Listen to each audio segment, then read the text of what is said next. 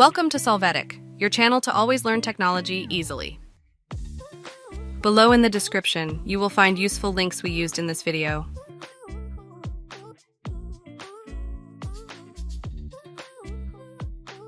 Today in Solvetic, we will see how to fix error 𝗔𝗟𝗟 Epic Games.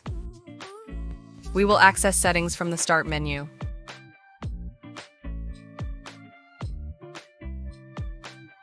Now from Apps, open the option Default Apps.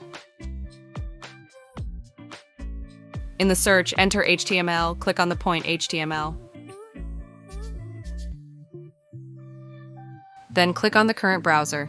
In the pop-up window, select the browser to use and click on Set Default.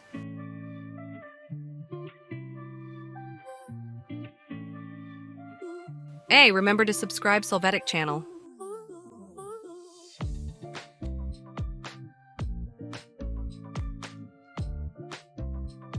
We hope it has been helpful for you.